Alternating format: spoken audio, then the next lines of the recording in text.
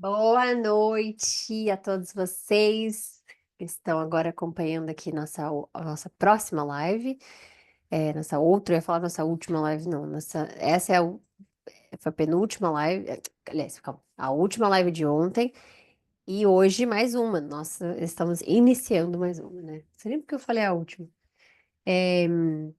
Por conta do dia da semana, que é quinta, não, mas essa penúltima da semana. Em nome de Jesus. Vamos lá, hoje a gente vai iniciar com o capítulo 22, porque nós terminamos o 21 ontem, mas eu não estou compartilhando ainda. Peraí, o que aconteceu aqui? Agora foi. De capítulo 22. Então, só para dar uma recapitulada. Ontem finalizamos com Jó respondendo o amigo dele, né, Zofar, e a gente falando, né, que ele falou bastante sobre a punição dos ímpios, né, como é que os ímpios terminariam, que é um recado para nós, né, para a gente não ficar achando que todo ímpio passa despercebido aos olhos de Deus, que é bem isso que a gente pensa às vezes, que eles não passam pelos olhos de Deus, né, que os ímpios não passam pelos olhos de Deus. Mas passam, todos nós passamos. Só há uma justiça debaixo dos pés de Deus. Só uma. E ela é aplicada em absolutamente todo ser humano. Então, toda justiça, qualquer forma de justiça vinda de Deus, ela é aplicada em todo ser humano. Então, vamos lá, vou fazer aqui a nossa. Já está gravando. Vamos fazer nossa oração, então, agora. Vamos lá, Senhor. Obrigada porque a gente está juntos aqui hoje, meu Deus, novamente, para contemplar a Sua palavra, para estudar a Sua palavra, para mergulharmos na Sua palavra. E a gente percebe que cada dia, cada vez mais, porções, para cada um diferente, Deus. Para cada um vai ser diferente, mas porções de tudo aquilo que o Senhor nos ensina é aplicado na nossa vida, é aplicado na nossa essência. Nós sabemos disso. Sempre nós vamos lembrar de algo que aprendemos na leitura. Ou na leitura aqui, ou na leitura de cada um sozinho, né? Mas sempre vamos lembrar. Porque a sua palavra, ela não, primeiramente, quando ela vem, ela não volta vazia. E toda semente plantada pelos seus escolhidos também normalmente precisa gerar mais sementes, gerar frutos, né? E nós acreditamos que os frutos não é somente para com o próximo, são as nossas atitudes também. Então, quando o Senhor planta a semente da Sua palavra nos nossos corações, nós automaticamente, cuidando com temor, com reverência, com obediência, nós estamos aguando, nós estamos tomando conta daquela semente para que nasçam os frutos, e os frutos vêm das nossas mãos. A sua palavra diz, então nós sabemos, Jesus, nós sabemos que tem efeito tudo que lemos da sua palavra. A gente só tem a agradecer, pedir para que o Senhor tenha misericórdia com a nossa a, a nossa falha, porque muitas das vezes nós, né, não aplicamos diretamente, não fazemos a diferença, a transformação, a mudança que é necessária. Mas nós estamos aprendendo, Pai. Então a gente pede, não somente agradece, né, a sua paciência com todos nós, mas a gente pede o seu entendimento que seja transpassado para nós, que venha até nós a sua sabedoria e discernimento, para a gente entender, opa, aqui eu preciso melhorar, aqui eu preciso transformar, aqui eu preciso eh, de Deus me ajudando, né? Porque muitas das coisas a gente acha que a gente pode sozinhos e não podemos. Então, a gente precisa da sua mão misericordiosa. E a gente está aqui para agradecer e pedi-la, e pedir a ela que esteja em nossas mãos, né? Que pedir para o Senhor que ela fique sobre as nossas mãos, em tudo que nós fizermos, nossos pés, nossas mentes, nossa mente, nossos corações, todos. Então, a gente agradece por esse momento de comunhão, que o Senhor aceite de todo o seu coração, que o Senhor sonde os nossos e veja a nossa intenção em nos aproximarmos mais de Ti, em aprendermos mais de Ti com cada criação que o Senhor fez, com cada palavra deixada no livro, por cada pessoa que o Senhor põe na nossa vida com uma missão linda que nós sabemos que é a Sua mão, cada milagre, cada resposta de oração. Tudo, Pai, tudo que tem a ver com o nosso relacionamento individual de cada um, íntimo, com o Senhor. A gente agradece e pede que o Senhor trabalhe sempre em nós, porque o Senhor nos escolheu por um motivo. O Senhor não nos coloca em situações nas quais mais duras ou mais difíceis do que podemos carregar, mais pesadas do que podemos carregar. Nós sabemos disso. Então, que o Senhor nos faça capaz de estarmos alinhados com aquilo que o Senhor quer, para honrar o seu nome, para a honra e a glória do seu nome. E que seu nome saia dos nossos lábios de forma não somente surpreendente para aqueles que nunca ouviram, mas de forma eficaz, forte e poderosa para a vida de todo aquele, Senhor, que é perdido, que não tem para onde ir, aquele que é perdido com as distrações do mundo, com o ciclo social, com vícios, com aquilo que separa a santidade do seu nome com o que é profano no mundo. Então a gente agradece por esse momento ser sagrado, que o Senhor nos faça santo todos os dias, Pai, porque nós precisamos não somente sermos lembrados todos os dias, mas que o Espírito Santo esteja trabalhando em nós todos os dias, para a honra e a glória do seu nome e do propósito que o Senhor tem para cada um de nós. Me use como canal sempre, todas as palavras que saírem dos meus lábios que sejam bem descritas, se vierem de exemplos meus, pensamentos meus, com aqueles que são seus, daquilo que o Senhor nos ensina da sua palavra. Que o Senhor me use, que eu possa ser um ponto de referência em tudo aquilo que o Senhor me escolheu para ser, e que cada um de nós aqui, escolhidos também como ponto de referência, possamos ser para cada um de nós, dos nossos amigos, familiares, pessoas que ouvem do seu nome através de nós. Que o Senhor fortaleça cada uma dessas ferramentas que o Senhor olha para nós. E a gente agradece. Agradece também a proteção divina, física, emocional, espiritual, contra todos os ataques que ficam nos rondando, como a sua palavra diz, como um leão, pronto para abocanhar. Mas temos a sensibilidade de ouvir o seu nome, de ouvir a sua direção, de ouvir a sua instrução, de ouvir o Espírito Santo nos dizendo o correto a fazer, o errado a não fazer, aliás, evitando, Senhor, que nós passemos por caminhos tortuosos onde nós estaríamos, né, nos afastando de Ti. Então, eu peço para que o Senhor nos dê determinação, concentração, foco, naquilo que vem do Senhor, naquilo que o Senhor tem para nós, porque tudo que o Senhor quer para nós é bom. Tudo que o Senhor tem para nós é bom. Tudo que o Senhor deixou para nós é bom. Tudo que o Senhor deixará para nós também é bom, em todos os momentos da nossa vida.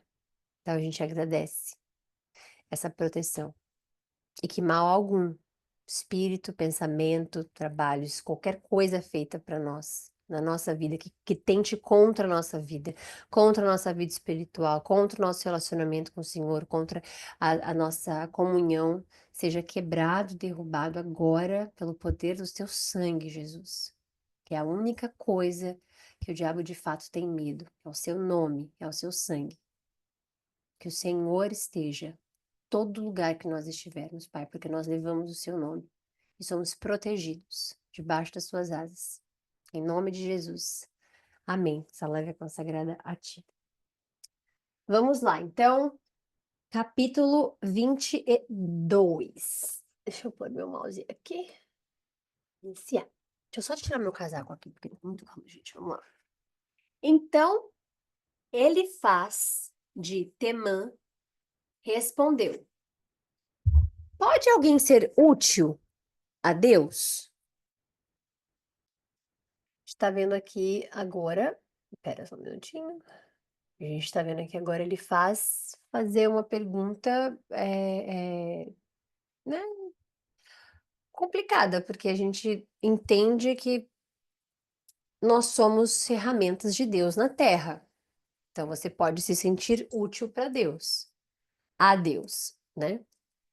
Agora, a pergunta mais profunda é: Deus precisa de alguém para que ele seja útil? Ou então ele precisa de algo, ele precisa não, né. Agora nós dependemos dele? Sim. Nós precisamos dele? Sim. Nós servimos a ele? Sim. Então, o que ele pergunta é: pode alguém ser útil a Deus? A minha eu, Thay, agora, né, meu entendimento é que todos nós somos úteis a Deus, porque Deus tem um trabalho para cada um de nós, Deus tem um propósito para cada um de nós. A diferença é que como ele faz tá vindo com uma teologia para cima de Jó, né, acusando Jó de novo, e falando sobre a culpa de Jó, como Jó isso, como Jó aquilo, então ele vem com o entendimento de você não é útil a Deus, porque Deus é Deus, ele faz o que ele quiser, ele não precisa de você para nada, ele não depende de você para nada, né. Mas num olhar, digamos, não vou nem dizer Novo Testamento, porque Deus usa tantas pessoas desde o início, né, mas num olhar mais espiritual falando, emocional falando, é uma parceria linda que nós temos com Deus, é um relacionamento lindo que nós temos com Deus, onde nós somos úteis a Deus, com toda certeza. Ele precisa? Não. Ele depende de nós? Também não. Mas o mecanismo que ele fez é o mecanismo de união, é o mecanismo de compartilhar. Nada se faz sozinho, nada se é sozinho. Então, a salvação também é assim, porque você compartilha do que você sabe, isso que é você espalhar o evangelho, e aí isso nós estamos sendo úteis, não somente a Deus, mas ao próximo. Então Deus não precisa de nós, ele podia piscar os olhos ou estalar os dedos e todo mundo já está salvo. Mas ele trabalha com o dividir, ele trabalha com o próximo, tanto que é amar a Deus sobre todas as coisas e depois amar ao próximo como a ti mesmo. Então, para Deus nunca é sobre uma fé egoísta ou sobre pessoas bem-sucedidas e que vivem somente para si.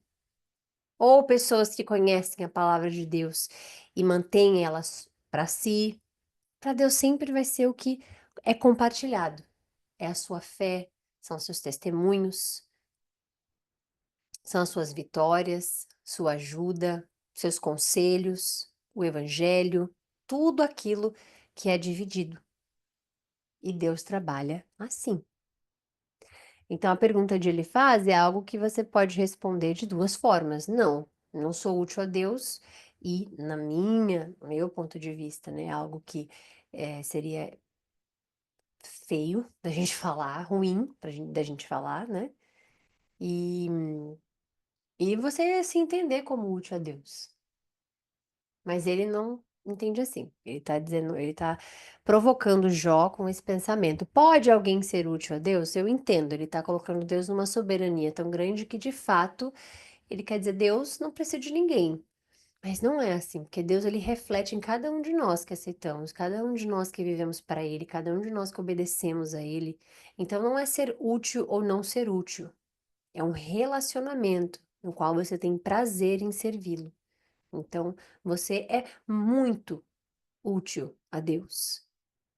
E não é na utilidade do ego, que Deus precisa de mim. Não é essa. É a utilidade de relacionamento, o mesmo que ele replicou ele iniciou, na verdade, né, com Adão e Eva. Não é bom que o homem fique sozinho, criamos então uma ajudante, que ajuda. Então, ser útil, né, nesse versículo é algo, como é que eu posso explicar? Eh Não é que vai da interpretação de cada um, mas eu acho que eu penso que é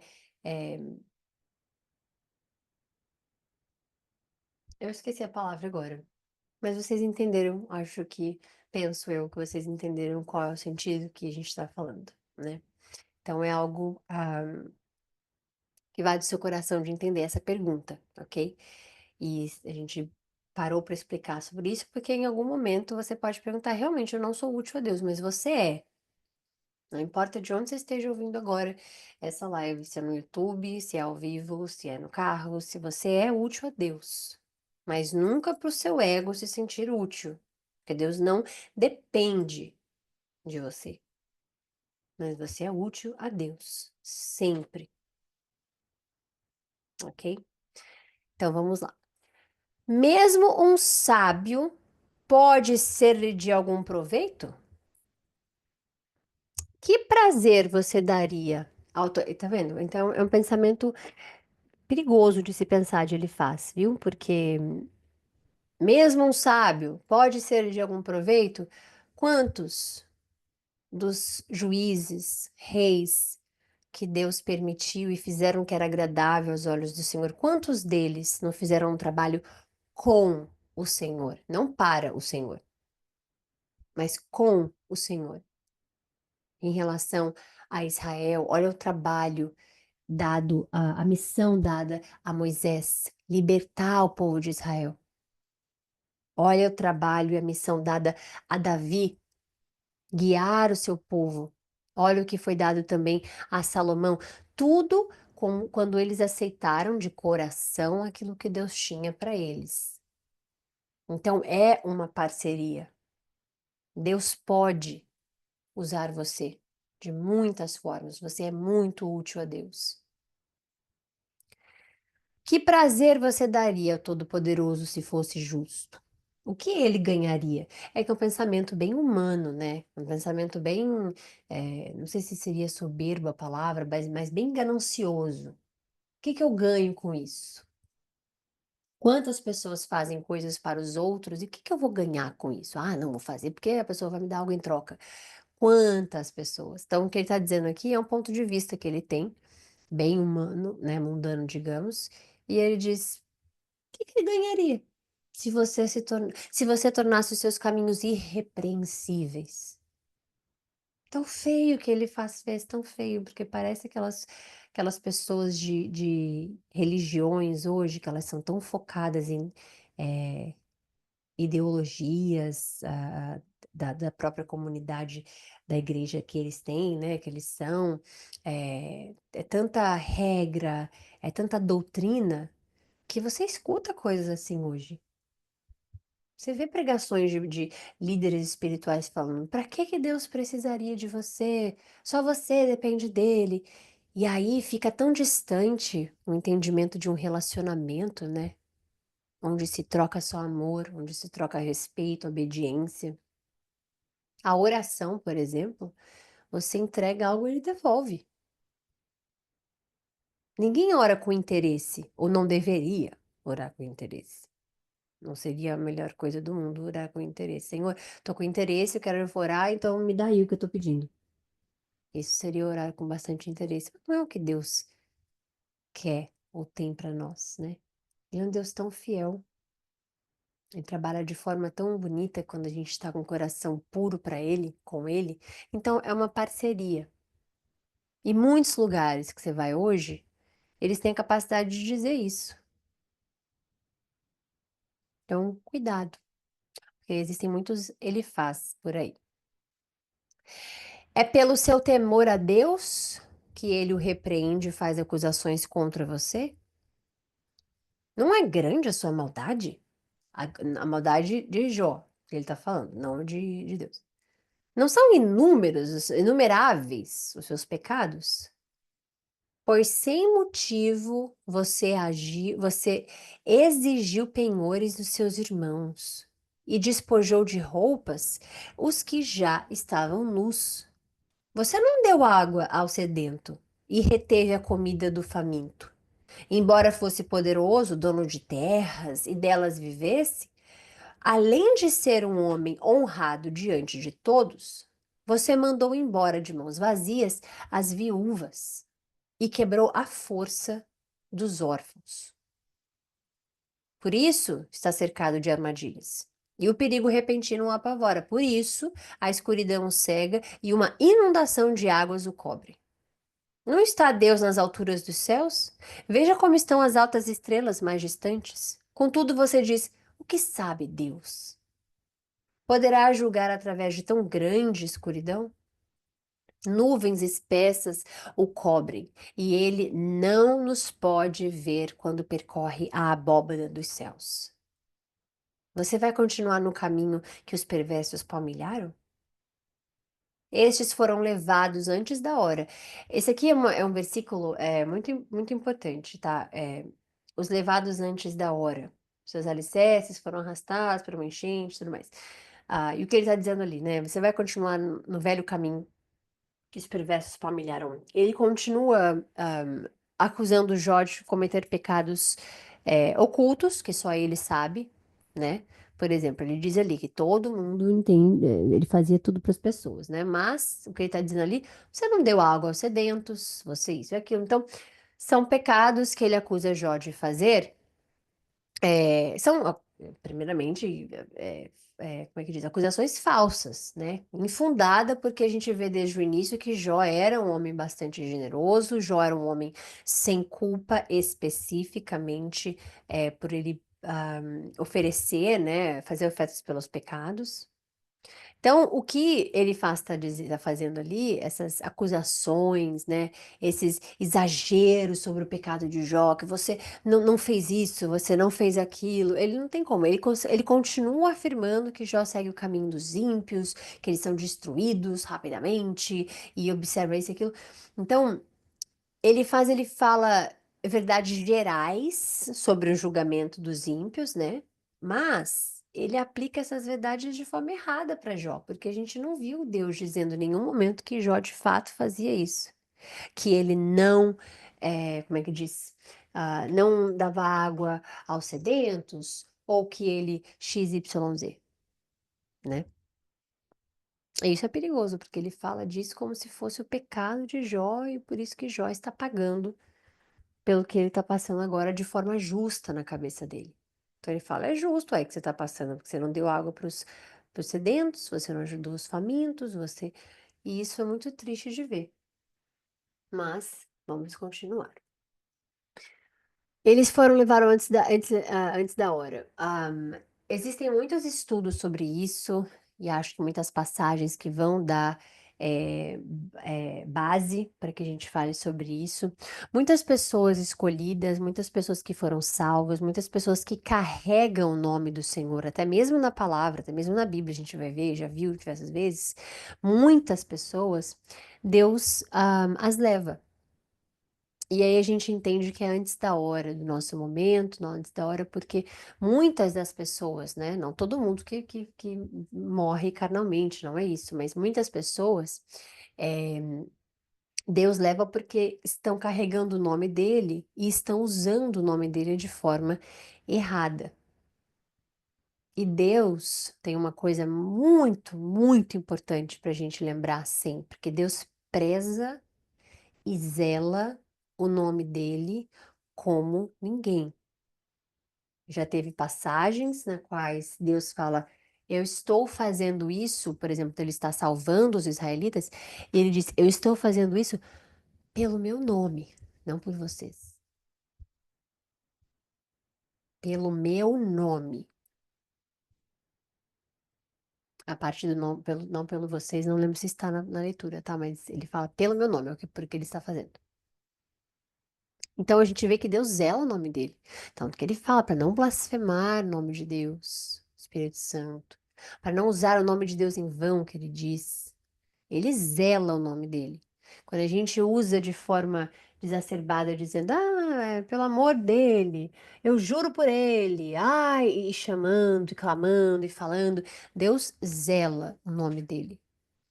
Você zela pelo seu? Você pode pôr a mão na sua consciência e lembrar todas as vezes na qual você protege a sua reputação, seu nome, sua história. Você faz isso. Deus faz também, com o nome dele.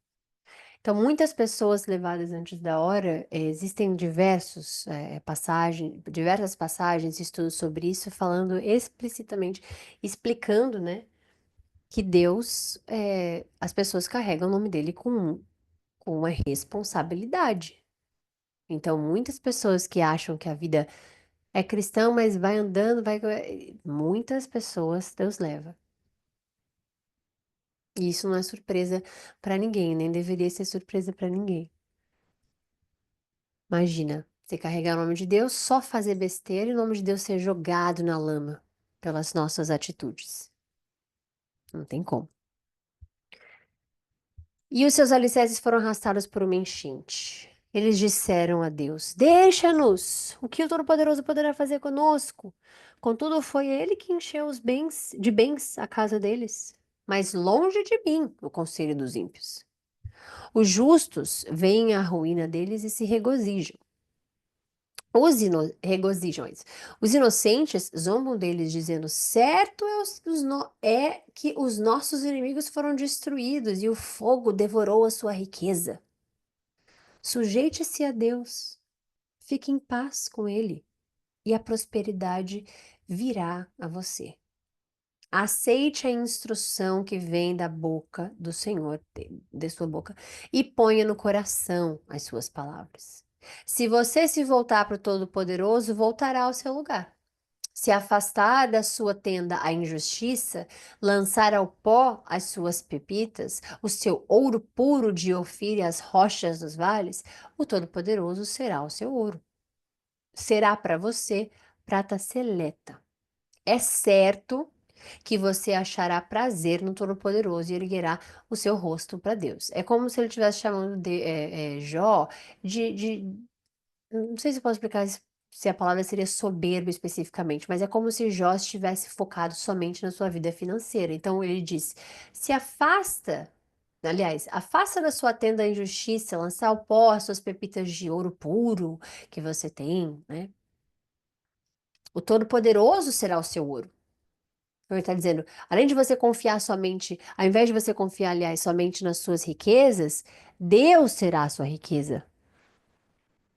A sua prosperidade vem de onde? Do Senhor. O Senhor é a minha prosperidade. O restante ele me dá porque ele é bom. O restante ele me dá porque ele tem misericórdia. O restante ele me dá porque ele julga que eu posso ter, o que eu mereço ter, o que eu, nesse momento eu tenho, o que, né? É isso que ele diz.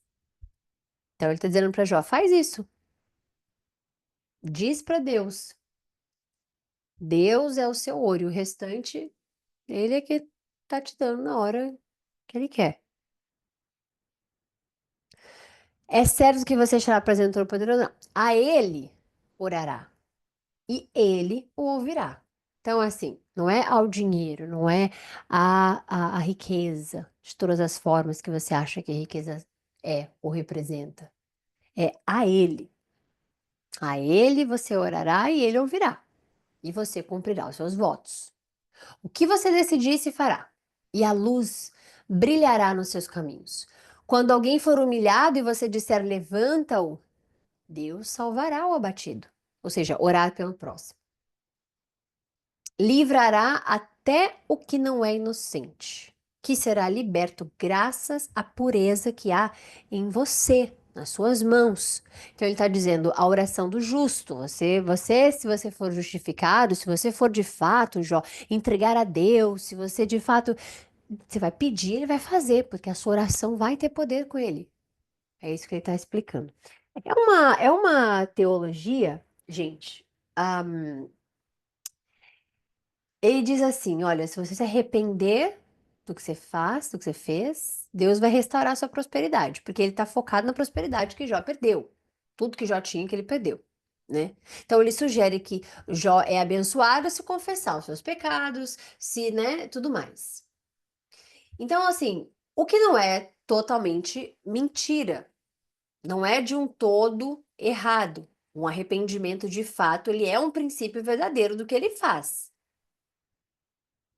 Mas Jó não está sofrendo especificamente por causa do pecado, porque a gente viu no começo que Deus disse que Jó, ele foi encontrado sem culpa, não sem pecado, sem culpa, porque até o dia, o momento específico da primeira página ser escrita, Jó fazia as ofertas de culpa pelos seus pecados, que não são as mesmas de Levíticos e tudo mais, tá? Deuteronômio e tudo mais.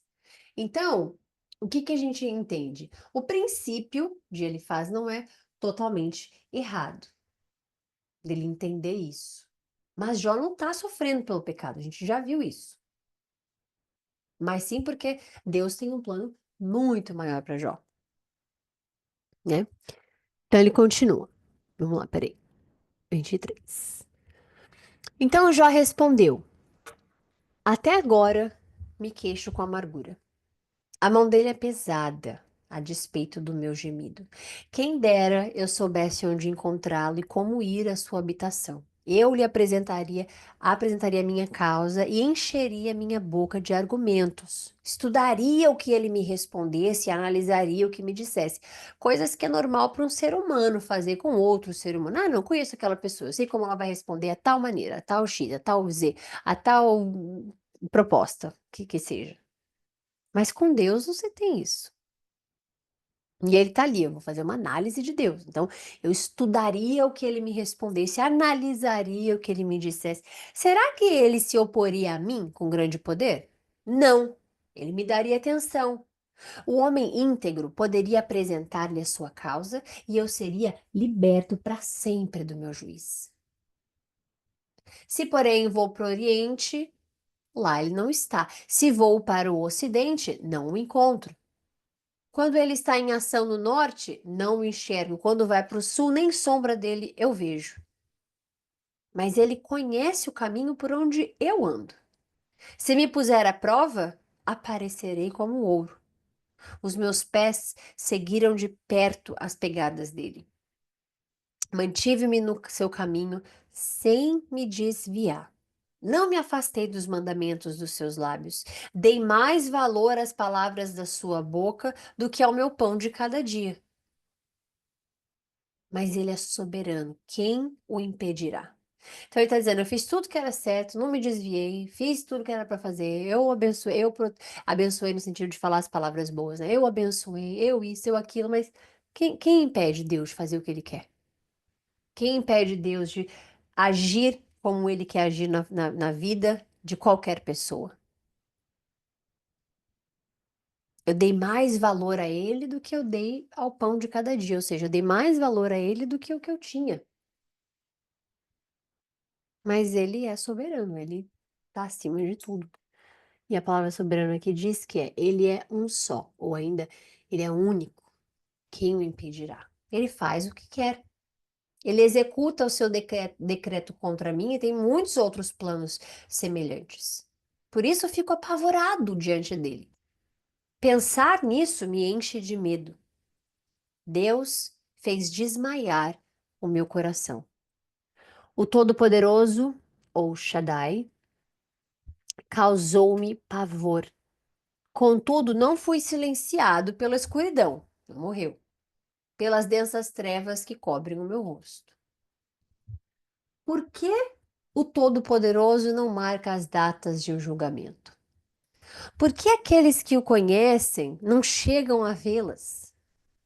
Há os que mudam os marcos das fronteiras e apacentam rebanhos que eles roubam. Levantam um jumento que pertence ao órfão e tomam um boi da viúva como um penhor. Tá falando dos ímpios aqui, né? Há quem faz isso, há quem faz aquilo. Desculpa, os necessitados a sair do caminho e os pobres da terra e se esconder. Como jumentos selvagens no deserto, os pobres vão, empenhando-se em buscar comida. A terra árida dá alimento aos seus filhos, juntam forragem nos campos e respingam nas vinhas dos ímpios. Pela falta de roupas, passam a noite nus. Não têm com que se cobrir no frio. Encharcados pelas chuvas das montanhas, abraçam-se às rochas por falta de abrigo. A criança órfã é arrancada do seio da sua mãe. O recém-nascido do pobre é tomado para pagar uma dívida. Por falta de roupas, andam nus. Carregam os feixes, mas continuam famintos. Espremem azeitonas dentro dos seus muros, pisam uvas nos lagares, mas, assim mesmo, sofrem sede. Sobem da cidade os gemidos dos que estão para morrer. As almas dos feridos clamam por socorro. Deus, porém, não vê mal nisso. Há os que se revoltam contra a luz. Não conhecem os caminhos dela, nem permanecem nas suas veredas. De manhã o assassino se levanta, e mata os pobres e os necessitados, de noite age como ladrão. Os olhos do adúltero ficam à espera do crepúsculo. Nenhum olho me verá, ele pensa, e mantém oculto o rosto. No escuro, os homens invadem casas, mas de dia se enclausuram. Não querem saber da luz. Para eles, amanhã é uma densa escuridão. São amigos dos pavores das trevas. São, porém, como espuma sobre as águas. A sua parte da terra foi amaldiçoada, e por isso ninguém vai às vinhas. Como o calor e a seca depressa consomem a neve derretida, assim a sepultura consome os que pecaram. A mãe se esquece deles, os vermes se banqueteiam neles. Ninguém se lembra dos maus. A injustiça se quebra como árvore. Devoram a estéril e sem filhos e não mostram bondade para com a viúva. Mas Deus, pelo seu poder, arranca os poderosos quando ele se levanta. A vida deles não está segura. Ele poderá deixá-los descansar, sentindo-se, sentindo-se seguros, mas atento os vigia nos caminhos que seguem. Por um breve instante são exaltados, mas depois se vão, derrubados e colhidos como os demais, ceifados como espigas de cereal. Se não é assim, quem poderá provar que minto e reduzir a nada as minhas palavras? Então, Bildade volta. Não é esse último que a gente falou. Esse último foi, ele faz. Então, Bildade, o outro volta e diz: o domínio e o temor pertencem a Deus. Ele impõe ele impõe ordem nas alturas que a ele pertencem. Seria possível contar os seus exércitos? E sobre quem não se levanta a sua luz? Como pode, então, o mortal ser justo diante de Deus? Como pode ser puro quem nasce de mulher? Porque a gente sabe que a mãe de todas as nações, a palavra diz que é Eva. E Eva deu filho, deu à luz, né? Já no pecado. Ela não teve filho, ela não teve o primeiro filho dela. Não teve Caim, não teve Abel, não teve Sete, não teve nenhum dos filhos dela antes de de ser expulsa do Jardim do Éden, onde não havia pecado. Foi depois. Então, todos nós viemos de Eva, né? Logo de um homem, Adão, pecado. Então, nós viemos do pecado dessa tal forma. E se vem do homem para a mulher, e a mulher dá à luz ao pecador especificamente, né? Só quem pode nos salvar é quem? Jesus, que não veio do homem, que passou para a mulher, que veio ao mundo com pecado. Porque Jesus não foi concebido por José, concebido pelo Espírito Santo. E Maria também era virgem, então ela não carregava esse pecado da semente que a gente vê lá em Gênesis. Então aqui a gente tem, já no início, a Bildade está afirmando esse domínio, majestade que pertencem a Deus, né? Esse poder absoluto de Deus. Quem é que pode? Que mortal que pode ser justo diante de Deus? Nem a lua é brilhante, nem as estrelas são puras aos olhos dele. Muito menos será o mortal, que não passa de larva, o filho do homem, que não passa de verme. Então Jó respondeu: Grande foi a sua, grande foi a ajuda que você deu ao desvalido. Que socorro você prestou ao braço frágil. Belo conselho você ofereceu a quem não é sábio. E que grande sabedoria você relevou. Quem o ajudou a proferir essas palavras? Por meio de que espírito você falou? Os mortos tremem de angústia debaixo das águas. Estremecem os que nelas vivem. Nu está o Sheol diante de Deus e nada encobre a destruição. Ele estende os céus do norte sobre o espaço vazio, suspende a terra sobre o nada, envolve as águas nas suas nuvens e estas não se rompem sob o peso delas. Ele cobre a face da lua cheia ao estender sobre ela as suas nuvens. Traça o horizonte sobre a superfície das águas para servir de limite entre a luz e as trevas. As colunas dos céus estremecem, aterrorizadas por sua repreensão. Com o seu poder agitou o mar, com a sua sabedoria despedaçou Raabe. Com o seu sopro, a referência, Raabe seria uma referência, gente, ao mar revolto, personificado, sobre o qual o Senhor exerce o domínio. Então, é como se fosse um adjetivo para um mar revolto. Então, despedaçou Raabe. Com o seu sopro, os céus ficaram límpidos. A sua mão perfurou a serpente arisca. Veja só, tudo isso é apenas uma amostra das suas obras. Ele está dizendo, ou seja, é tanta coisa, mas tanta coisa que isso é só um pedacinho que você vai ver. Ou a borda das suas obras. Tudo o que vimos dele são meros sussurros. Quem, no entanto, poderá compreender o trovão do seu poder? Jó prosseguiu no seu discurso. Tão certo como vive Deus, que me negou justiça, errado de falar, e o Todo-Poderoso, que deu amargura à minha alma, enquanto eu tiver vida e o fôlego de Deus nas minhas narinas, os meus lábios não falarão maldade, e a minha língua não proferirá nada que seja falso. Nunca darei razão a vocês. Porque Jó está dizendo, eu não vou dizer que eu fiz pecados ocultos, como vocês querem que eu diga. Eu não vou dizer que eu só errei, só pequei, é por isso que estou pagando por esses erros que cometi. Eu não vou dar razão a vocês. É isso que ele está dizendo. Por que ele faz isso? Porque ele está reafirmando a integridade que ele tem. Ele diz: Eu dei água aos sedentos.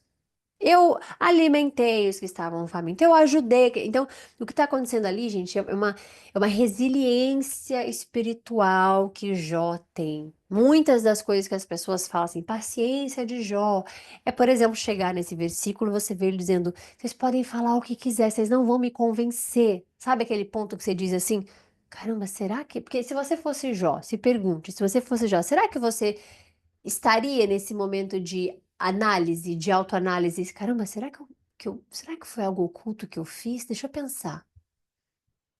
Deixa eu ver o que eu fiz ontem. Ou então, não, será que foi algum pecado que eu cometi que eu não fiz minha oferta de culpa? O que que será que eu fiz? Jó não teve esse momento de titubear. Em nenhum momento. Então, ele permanece ali, ele reafirma a integridade dele. Ele sabe o que ele faz. Ele é íntegro nas suas atitudes, ele sabe o que tem nele. E ele diz: Não vou dar razão a vocês nunca. Então, é ele determinado a não ceder a essas falsas acusações que os amigos dele tanto estão falando já há vários e vários e vários capítulos. Não, porque você fez algo de errado. Porque Deus é injusto, Jó? Deus não está vendo o que você fez? Algo você fez. É isso que ele está dizendo. Não vou. A morte, até a morte, jamais negarei a minha integridade. Manterei a minha retidão, nunca a deixarei. Enquanto eu viver, a minha consciência não me repreenderá. Sejam os meus inimigos como os ímpios, e os meus adversários como os injustos. Pois qual é a esperança do ímpio quando é eliminado, quando Deus lhe tira a vida? Ouvirá Deus o seu clamor quando vier sobre ele a aflição? Terá ele prazer no Todo-Poderoso? Chamará a Deus a cada instante? Eu os instruirei sobre o poder de Deus. Não esconderei de vocês os caminhos do Todo-Poderoso, pois a verdade é que todos vocês já viram isso. Então, por que essa conversa sem sentido? Este é o destino que Deus determinou para o ímpio, a herança que os cruéis recebem do Todo-Poderoso. Por mais filhos que o ímpio tenha, o destino deles é a espada. A sua prole jamais terá comida suficiente. A epidemia sepultará aqueles que lhe sobreviverem. As suas viúvas não chorarão por eles, ainda que ele acumule prata como pó e amontoe roupas como barro. O que ele armazenar ficará para os justos, e os inocentes dividirão a sua prata. A casa que ele constrói é como um casulo de traça, como cabana feita pela sentinela. Rico ele se deita, mas nunca mais o será. Quando abre os olhos, tudo se foi. Pavores vêm sobre ele como uma enchente. De noite, a tempestade o leva de roldão. O vento leste o leva e ele desaparece. Arranca-o do seu lugar. Atira-se contra ele sem piedade, enquanto ele foge às pressas do seu poder. Bate palmas contra ele com desprezo e com assobios e o expele de seu lugar. Então, aqui a gente tem Jó, a gente terminou hoje, a gente não consegue. Deixa eu ver se dá tempo. A gente pode até ler, vamos continuar lendo.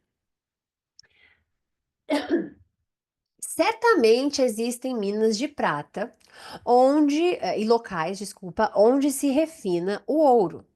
O ferro é extraído da terra e do minério se funde o cobre. O homem dá fim à escuridão, vasculha os recônditos mais remotos em busca de minério nas mais densas trevas. Ele cava um poço longe de locais habitados, em lugares intocados por pés humanos. Longe de todos, ele se pendura e balança. A terra da qual vem o alimento é revolvida embaixo como que pelo fogo. Das suas rochas saem safiras, e o seu pó contém pepitas de ouro. Nenhuma ave de rapina conhece aquele caminho oculto, e os olhos de nenhum falcão o viram. Nenhuma fera ativa pôs nele os pés, e nenhum leão ronda por ali. As mãos dos homens atacam a dura rocha e transtornam as raízes das montanhas. Cavam túneis através da rocha e os seus olhos enxergam todos os tesouros dali.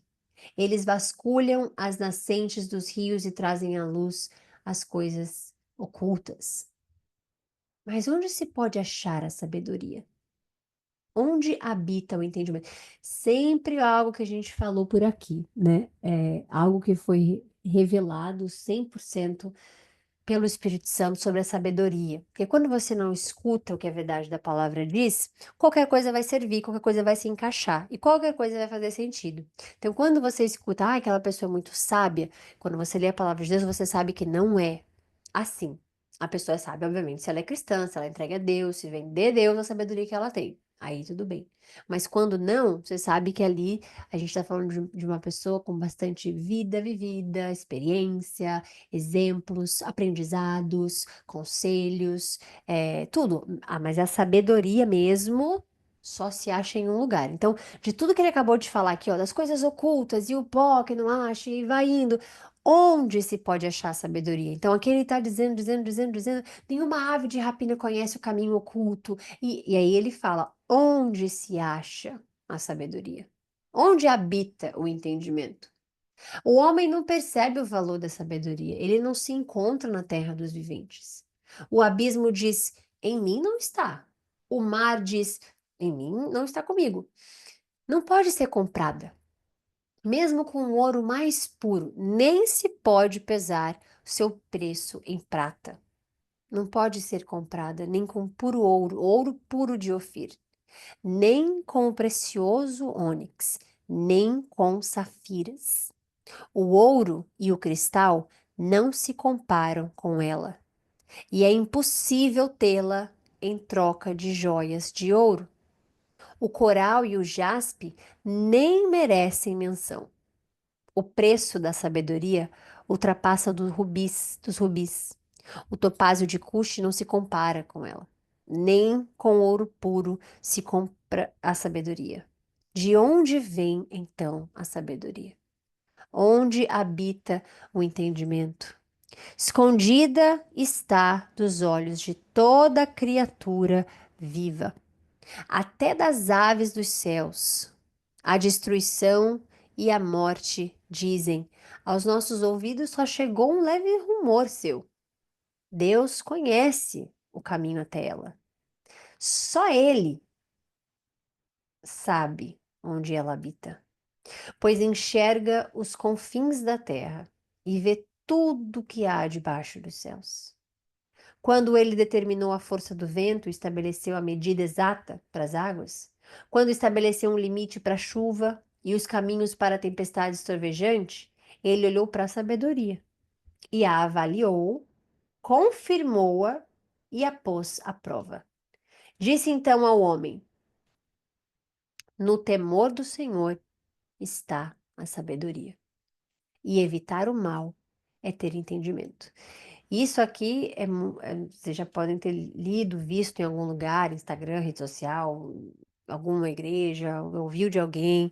Isso aqui é a verdade. Quando a pessoa fala de onde vem a sabedoria, onde está a sabedoria? A resposta é sempre essa: no temor do Senhor é que está a sabedoria, que é a reverência, que é o respeito. Aí, quando você vai e abre o livro de Provérbios, que é o livro da sabedoria, para Salomão, né? Salomão que escreve, obviamente, mas vem de Deus toda aquela sabedoria.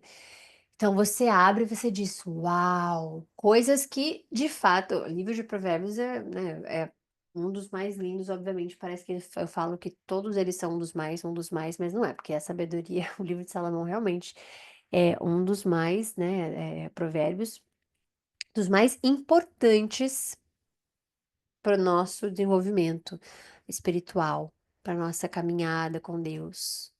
Porque se você acaba de ler o capítulo 28 inteiro e você entende, você aprende que não se acha ela nem nos confins da terra, que não tem nem lugar para imaginar onde se acha a sabedoria. E aí você vê, meu Deus, tem um livro que o Senhor deixou para a sabedoria, aliás, da sabedoria, com sabedoria. A sabedoria escreveu aquele livro ali através de Salomão, então aquele livro é de sabedoria, então vou nele. E aí você devora o livro de Provérbios, porque ali estão sabedorias, né, que nada na vida vai te dar aquilo, só Deus. Então, onde acha a sabedoria? No temor do Senhor. E esse livro veio do temor que Salomão tinha por Deus. Deus chega para ele e fala: escolhe qualquer coisa. Ele fala: servir o Senhor bem, me dê sabedoria para que eu leve esse seu povo onde o Senhor quer que eu leve ele, para que eu rege eles aqui, para que eu guie eles aqui. Isso é temor, isso é obediência. Então Deus diz: já que você pediu, vou te dar um livro inteirinho. Vou escrever tudo para você de sabedoria ali que você vai deixar para aqueles que querem buscar a sabedoria. Antes, para você ter a sabedoria, você fazia o quê? Onde é que estava escrito que vem no temor do Senhor? Eles aprendiam na obediência. Não obedeceu, não ia entender nada, não ia saber nada, não ia saber de onde vem, para onde que vai a sabedoria, como é ter sabedoria. Então, quando Deus deixa o livro de Provérbios, quando Deus escreve no temor do Senhor está a sabedoria, quando o Senhor, ele está dando de bandeja para todos nós, olha, é aqui que você tem um relacionamento santo comigo. Então, não vem da experiência de vida. Não vem da idade que fulano, ciclano e beltrano tem, que eu, que você tem. Não vem. Não vem de quão poderoso a pessoa é, poderosa a pessoa é, de quão dinheiro a pessoa tem, de quão influência. A sabedoria, ela vem do temor do Senhor. E esse temor é de reverência, de amor, de obediência. E quanto mais você ama Ele, mais você teme a Ele, mais você obedece a Ele, mais o Espírito Santo te dá a sabedoria, que somente vem dele. Tudo que você vê no mundo que é sábio, tudo que você diz, nossa, quanta sabedoria, né? Você imaginar que essa árvore, como a gente já falou aqui várias vezes, Deus criou o mundo com a sabedoria. Ele analisou, tá escrito aqui. Ele estabeleceu o limite, nananana. Ele olhou para a sabedoria e avaliou. Então, a arquiteta do mundo é a sabedoria de Deus. Como pode a água ser tão sábia e saber, você não pode passar esse limite?